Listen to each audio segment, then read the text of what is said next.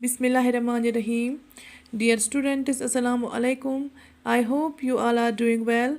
My today's topic is for class 7th science. In my today's topic, I am going to discuss non-uniform motion.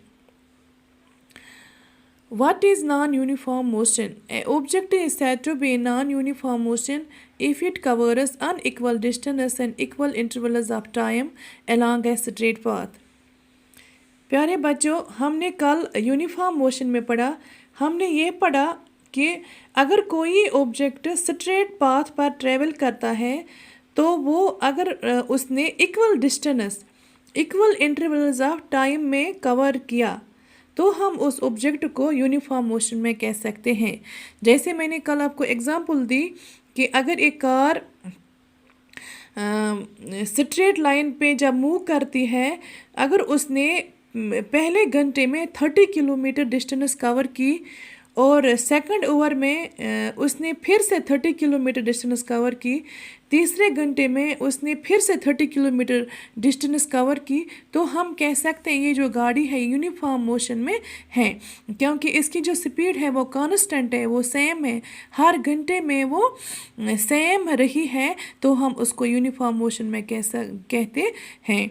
इसी तरह अगर कोई गाड़ी unequal distance equal intervals of time में cover करे तो उसको हम नॉन यूनिफॉर्म मोशन कहते हैं। जैसे अगर कोई गाड़ी घर से निकली तो वो एक स्पीड से चल रही है, तो अचानक वो ट्रैफिक में फंस गई। ड्यू टू ट्रैफिक और other reason the speed of the car changes continuously. जैसे वो ट्रैफिक में फंस गई तो उसकी स्पीड कम हो गई, वो जब वो फिर से निकली तो उसकी स्पीड फिर ज़्यादा हो गई, फिर किसी और रीज़न से उसकी स्पीड फिर कम हो गई। तो हम ये कह सकते हैं ये जो गाड़ी है ये नॉन यूनिफॉर्म मोशन में चल रही है, क्योंकि हम यहाँ पे एग्जांपल देंगे।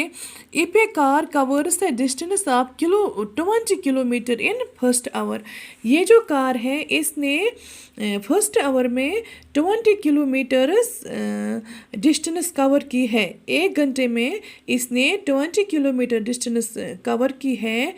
जो दूसरे घंटे में इसने 15 किलोमीटर ही डिस्टेंस कवर किए हैं। तीसरे घंटे में इसने 30 किलोमीटर डिस्टेंस कवर किए हैं।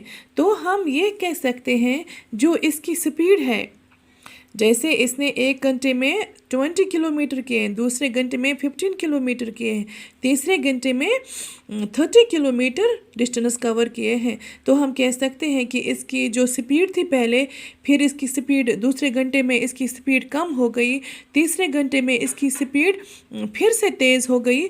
तो हम ये कह सकते हैं ये जो कार है इसकी स्पीड है ये कांस्टेंट नहीं है, ये एक घंटे में एक तरह की थी, दूसरे घंटे में दूसरे तरह की थी। तो हम इस कार को कह सकते हैं this car is moving in non uniform motion.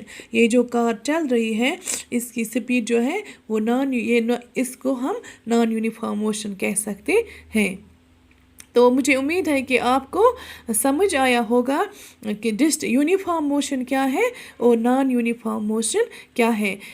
ये इनकी डिफरेंस भी यही है और डेफिनेशन भी यही है। तो I hope you understood this whole topic. Thank you.